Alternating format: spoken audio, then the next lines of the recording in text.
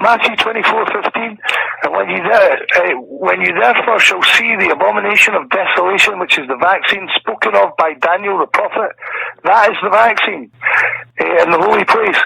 Though, and this is when you always know to pay attention when these phrases come in, those who readeth, let him understand. That's giving you a timeline right there, 24:19. That's the vaccine. And that's 24. Where am I? 24:15. That's where I was. The vaccine. Yeah. Next one's the rapture, 24:16. then let them which be in Judea flee unto the mountains. Do you remember how it's always the mountains with the first fruits? It's he comes to Jesus, the disciples come to Jesus. It's the mountains of Solomon, because that's up about then the forest of the house in the forest of Lebanon. That is a mountain, and it's clearly defined as that. Let them which be in Judea flee unto the mountains. That's talking about the first rapture, I believe. So 24:19. And woe unto this is I saw this very differently all of a sudden. And woe unto them that are with child and them that give suck in those days. That to me, there's 85% of people that have been vaccinated. There's babies coming out with black eyes. The assumption is that they have demons in them. They're standing up after like 5 minutes being born. There's plenty of videos of that online. Funnily enough, I've got any on my Bitchute channel, which I should have. I'm coming to think of it. Woe unto them that with child and unto them that give suck in those days, because the chances are that in those days after the abomination of desolation in Matthew 24:15, your babies are not going to be your babies. You're in trouble if you've got one of these demon babies that are with double vaccinated parents, or just one. That's what I believe it's talking about. Woe unto them that are with child and them that give suck in those days. In those days where the vaccine's in full swing, right? I can't see it any other way now. So that's Matthew 24:19. We've not got much to go. The second rapture, 24:20.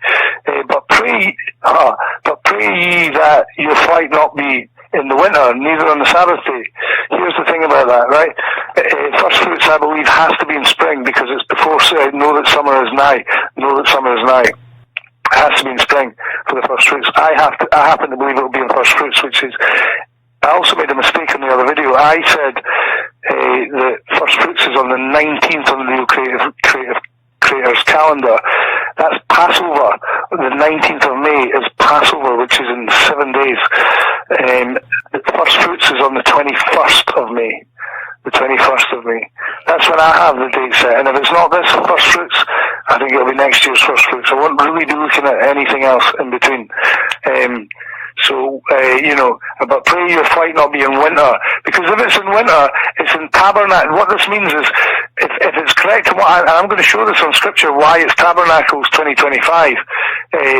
Maybe not the 2025 part, but I'm going to show you why it's in tabernacles in another video.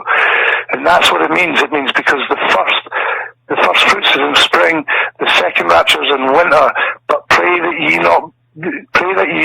your flight not be in winter. Because that's the second rapture. Your rapture is what it means. Neither that or on the Sabbath day, because it could well be on on the 8th day of Tabernacles, which is a high Sabbath. Okay, so that was 2020, 24:20. 24:21 is also second rapture and a great trib. For then shall be great tribulation. That's what it's telling you. That's what I'm saying. The second tribulation, rapture, the second rapture, if Great Trib starts in 2025, March, April, because it has to finish on the Feast of Trumpets, the last 3.5 years, so it has to start at the March, April part of the year, on the first, like we've just had, on the 6th of May, the first day of the year. But this was the 13th month in this year, so, I'd need to work it out, which you can easily. If it would be March, April, May, well, more likely April, May. So, it's saying, pray not be in the winter, neither on the Sabbath day, which is referring to the rapture, as I said, on Tabernacles. But then it says, for then shall be great tribulation, so it's telling you when it's going to be. And I think it will be just into tribulation, 6 months in. Such as was not since the beginning of the world to to this time, nor ever shall be, which is why it just said, pray that your flight not be in winter, because it'll be in the tribulation. Okay, so that was 24-21, and where am I next? 2022 is the first rapture again. And except those days should be shortened, there should be no flesh be saved. But for the elect's sake, those days shall be shortened. The other thing that I've started to look at this, and this is just my thinking, not anything given to me, is I'm noticing what everybody else is noticing, that the days, the weeks, the months are going so fast. Now what's really particular is my children think that. Now when we were all children, we never thought that, did we? The days and summers were long, and it's relative to how long you've been alive, but that not so now. Everything's short. Everything's been shortened. I think that might be the days being shortened because it has to still live up to prophecy. But I think what's happening is we don't know, but it's speeding up. Yeah. A day speeding up, a week speeding up, a month speeding up. A year to year just go like that, even to my young children, you know. Yeah. Yeah. So yeah, where am I? Nearly done. So that was is that? Okay, yeah. So Matthew 20:23, not that one. We're going now to Matthew 24:29. Immediately after the tribulation, this is the elect's return, right? Immediately after the tribulation of those days shall the sun be darkened, and the moon shall not give her light, and the stars shall fall from heaven. That's another one about the stars falling from heaven, people. And the powers of the heavens shall be shaken. That's immediately after the tribulation. That's talking about the first 3.5 years. It didn't say the Great Tribulation, did it? It just said that before. It said the Great Trib before in the verse we read out before. Right? So it's immediately just discerning the two from each other. Immediately after the tribulation, i.e. the first 3.5 years, immediately you start into the next 3.5 years. Immediately after the tribulation of those days shall the sun be darkened, and the moon shall not give her light. So what have we learned? We've learned that as soon as the Great Tribulation, there's a sign in the heavens that's clear as day. If you pardon the pun, it's actually the opposite.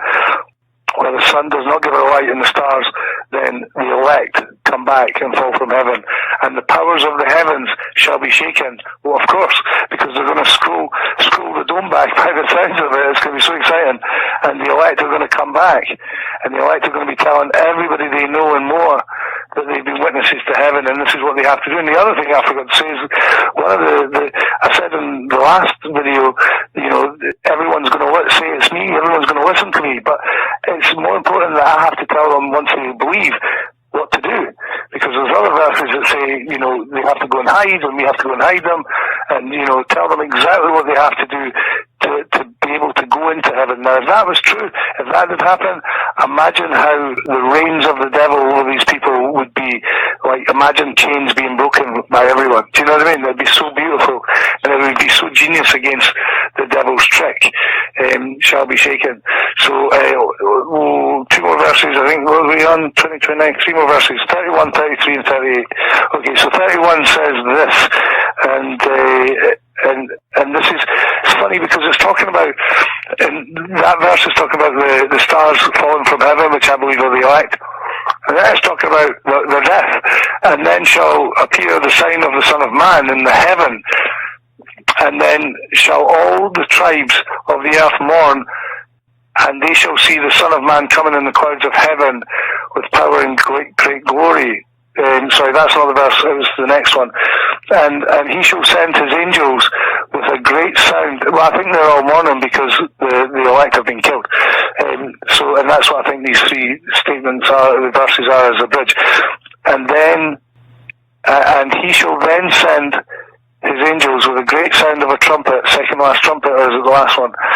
And they shall gather together his elect from the 4 winds, and from one end of heaven to the other.